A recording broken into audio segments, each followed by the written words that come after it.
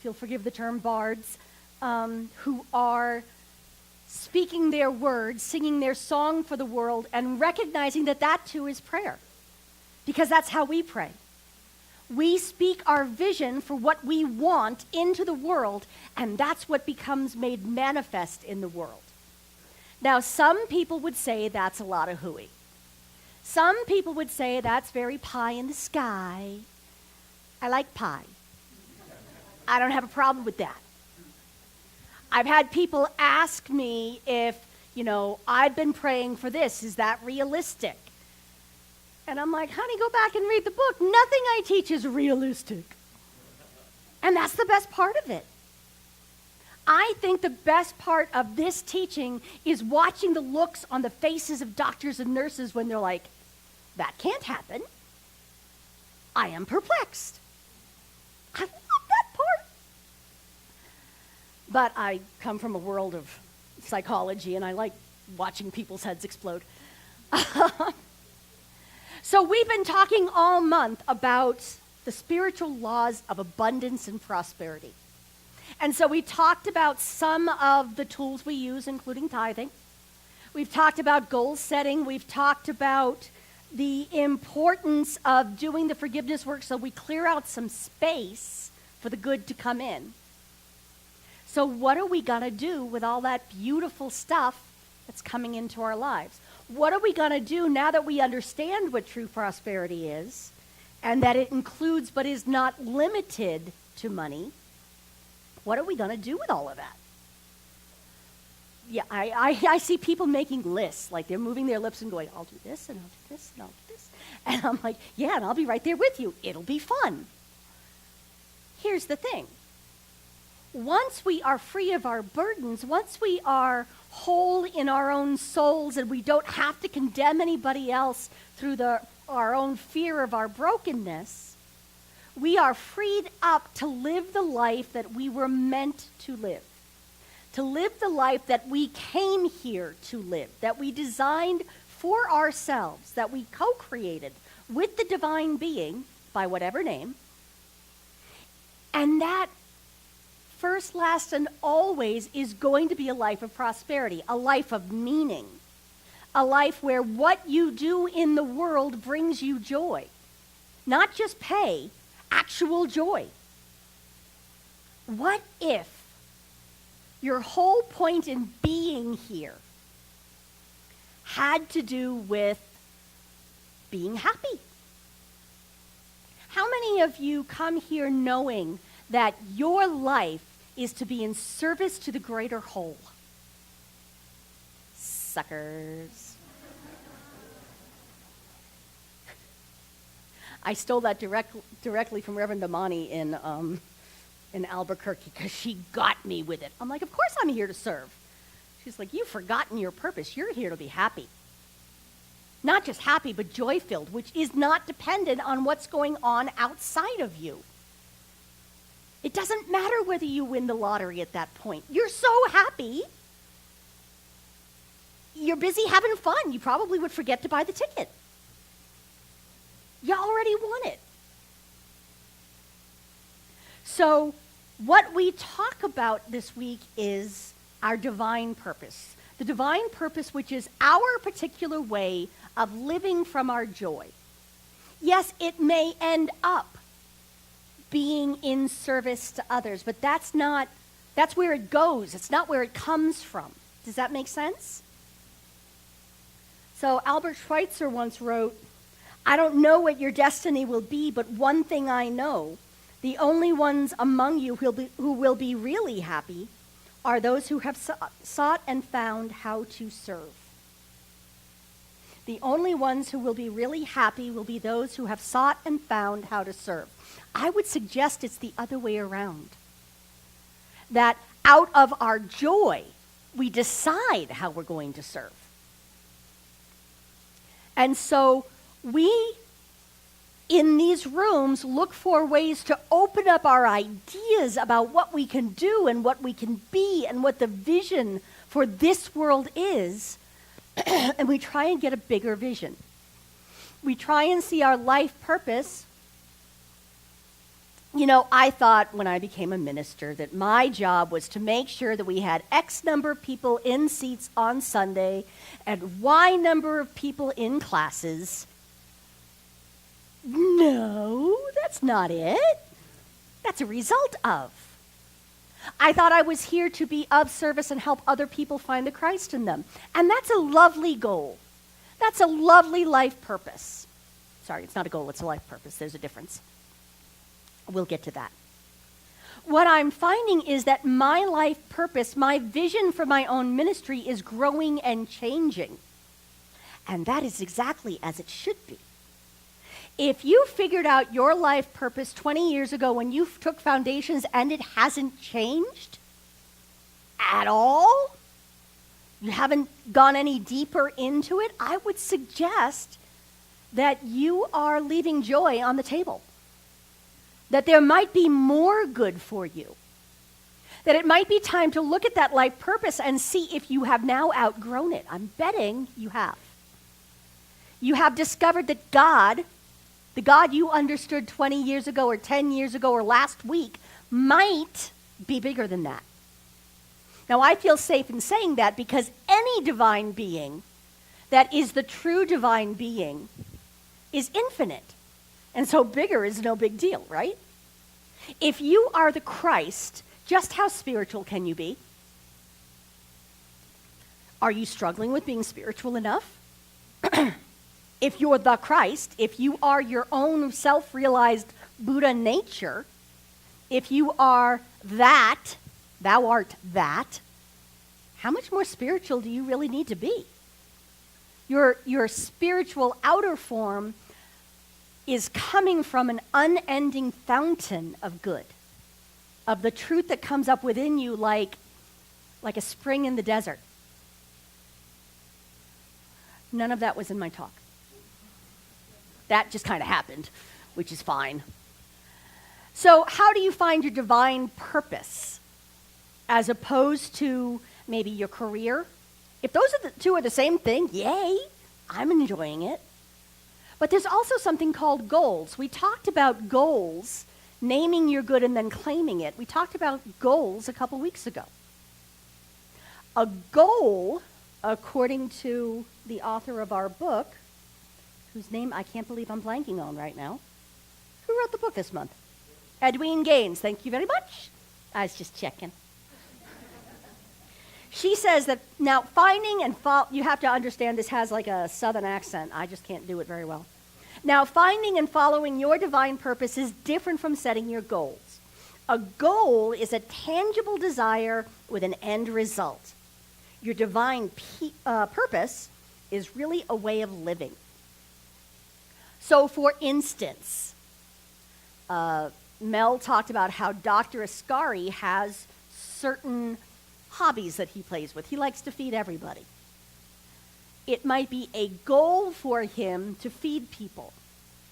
And that fits within his life purpose of creating holistic healing. I personally currently have a goal to get a part-time assistant minister who will take care of social media because I don't know how to do it. And I am fully aware that if we are not active and have an online presence, we are missing a lot of the people we could be serving. There's a lot of people out there that can't drive here every Sunday or during the week. It is part of my life purpose of creating loving community where people value themselves and understand their own Christedness. Once upon a time, I had a goal to be the minister in charge of a 5-star retreat resort, mostly because I wanted somebody else to make my bed and cook for me. I wanted to create a community, and that was the life purpose. The goal itself, the way it was going to outpicture, has shifted. And that's okay. It's supposed to. It's supposed to go deeper. You're supposed to recognize, and I'm sure many of you already have, that there is more good for you. How much good can you stand to have?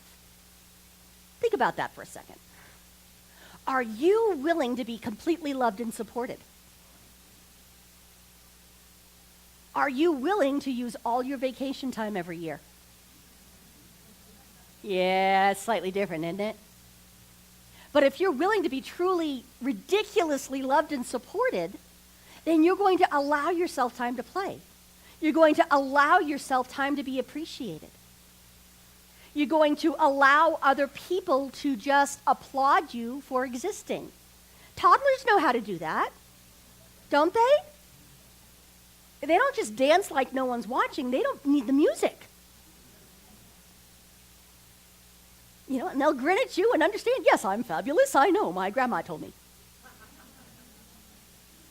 Here's part of how that works.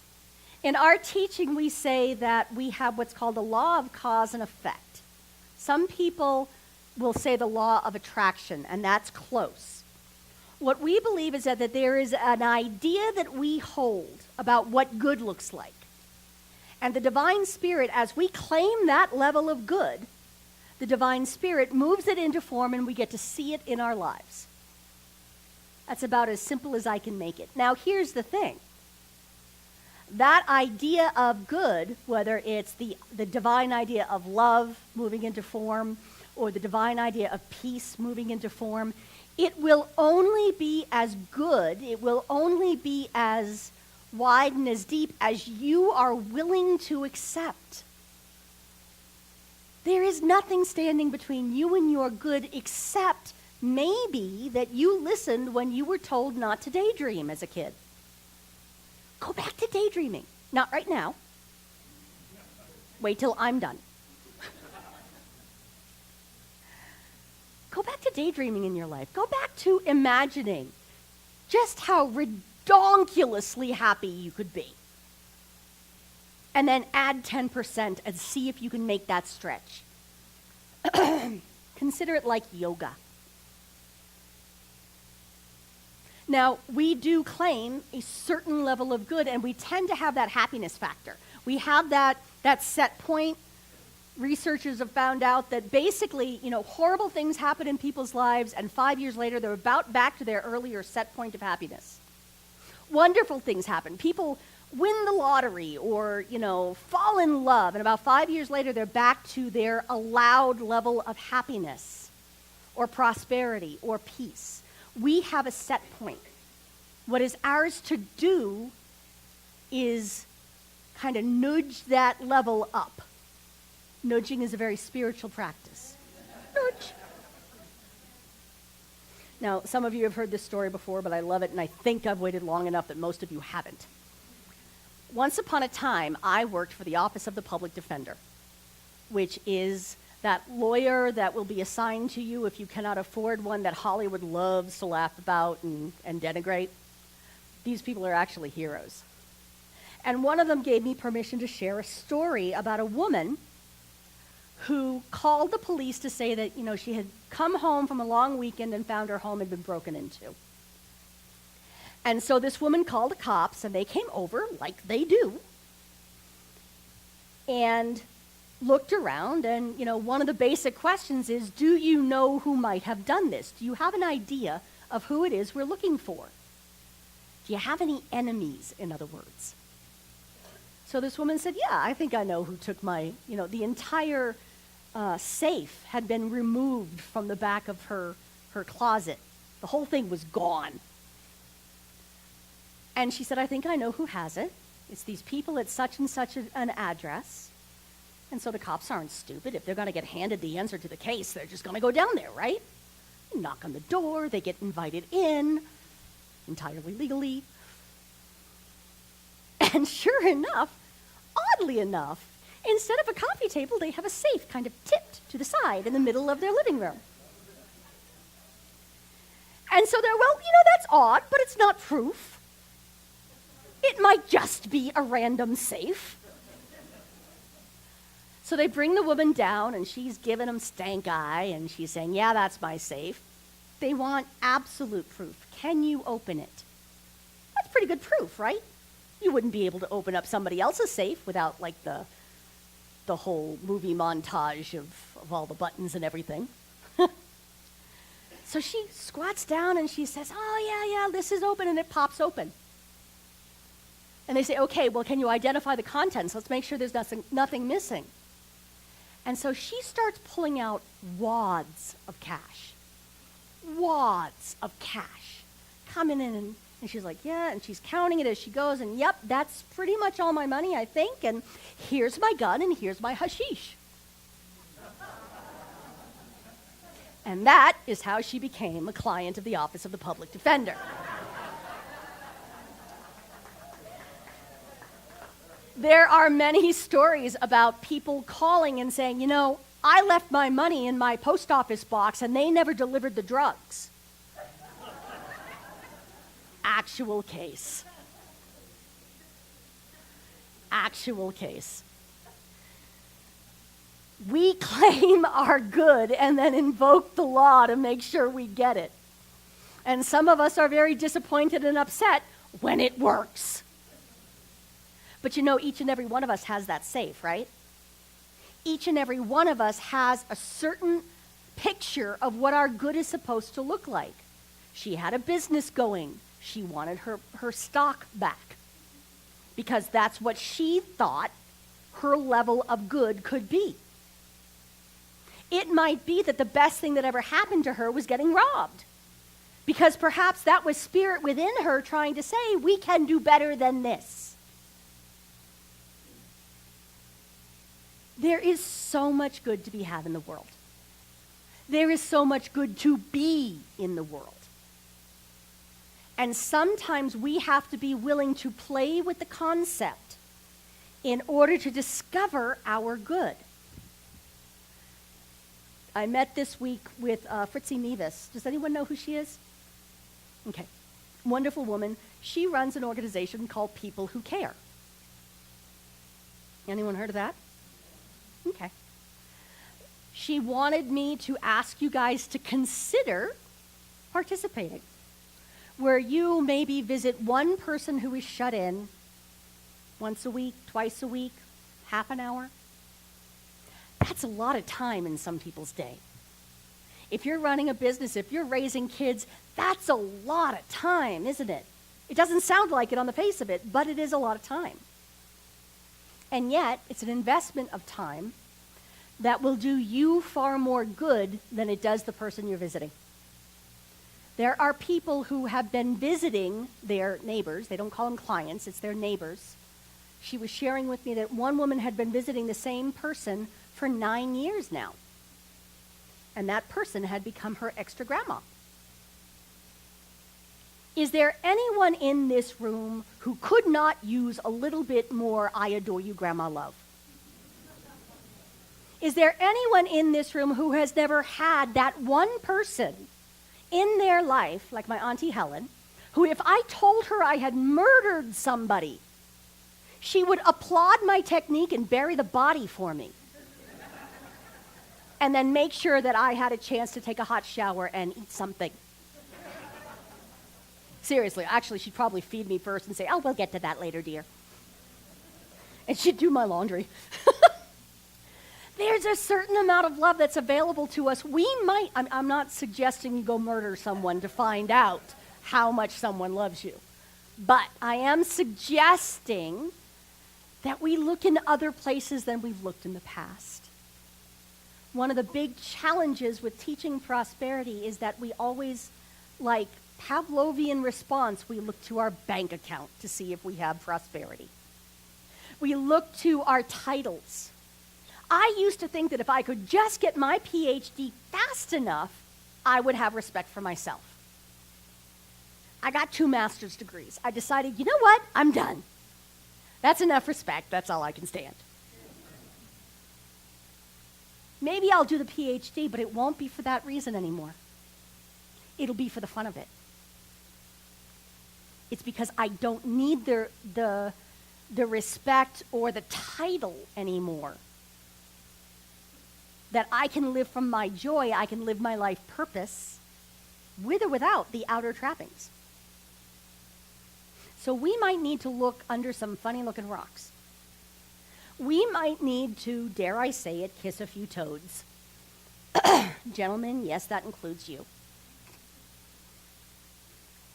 we might need to do something or aim a little higher or look outside of that safe where we think our good has been hidden. And I'm willing to bet that there is more good for you than you currently have. And it's all inside of you. Jesus, the master teacher, said, the kingdom of heaven is within you. I submit to you that has not changed.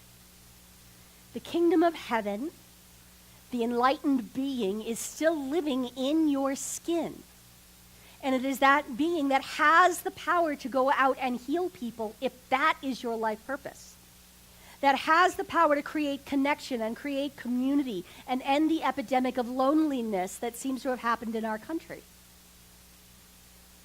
That being that is living in your skin has far greater potential than you know, and far fewer flaws than you accuse yourself of. Yes? Okay, guys, really? I spent 20 grand getting this particular master so I could tell you, as a professional, that you are better than you know. Now, as a group, as an organization, we have something called a global vision. And this happened, it began because some of our muckety-mucks got together in a hotel room. No, that's not where this story is going.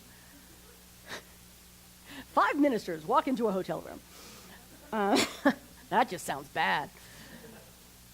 They sat down and they said, we don't know what we're doing, which is the first step every minister needs to learn how to do. And they said, our organization is dying. And rather than saying, how are we going to fix the organization, what they very wisely did was say, what is the world in which I want to live? So I'm going to ask you to close your eyes and envision this, and then I'll go directly into prayer. This is the vision. This is what you are now part of the creation of, and where you get to live as we move this in, as spirit moves this into form. We envision all people, all beings, and all life as expressions of God. We see a world in which each and every person lives in alignment with his or her highest spiritual principle, emphasizing unity with God and connection with each other. A world in which individually and collectively we are called to a higher state of consciousness and action. We envision humanity awakening to its spiritual magnificence and discovering the creative power of thought. A world where each and every person discovers his or her own personal power and ability to create an individual life that works within a world that works for everyone. We envision a world in which we live and grow as one global family that respects and honors the interconnectedness of all life. A world where this kinship with all life prospers and connects through the guidance of spiritual wisdom and experience. We envision a world where personal responsibility joins with social conscience in every area of the political, corporate, academic, and social sectors, providing sustainable structures to further the emerging global consciousness. We envision a world where each and every person has enough food, a home, and a sense of belonging. A world of peace and harmony, enfranchisement and justice. We envision a world in which resources are valued, cared for, and grown, and where there is generous and continuous sharing of these resources. We envision a worldwide culture in which forgiveness, whether for errors, injusticeness, or debts, is the norm. We envision a world which has renewed its emphasis on beauty, nature, and love through a resurgence of creativity, art, and aesthetics. We envision a world that works for everyone and for all of creation.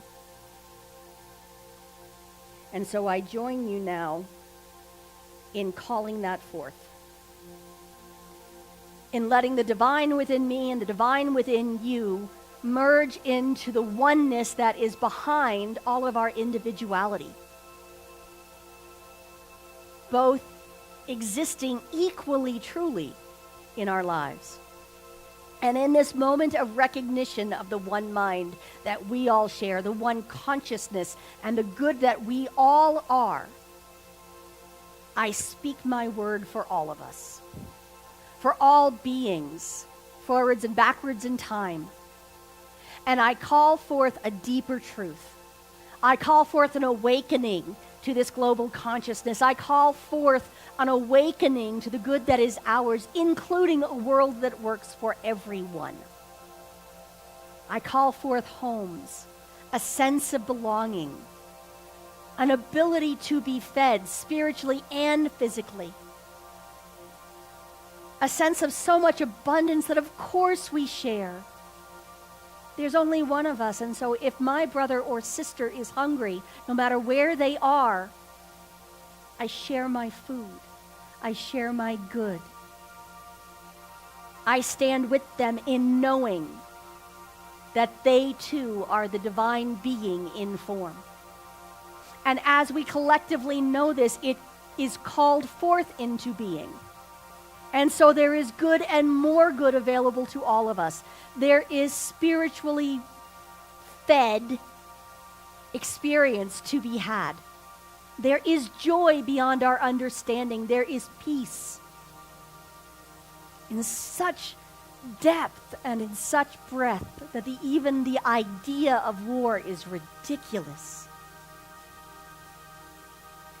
There's a caring for resources, human, physical, financial. All of this is nurtured that we may all share in the bounty of Mother Earth. And there is a sense of love, a sense of being loved, a sense of being safe in that love. This is the work of Spirit.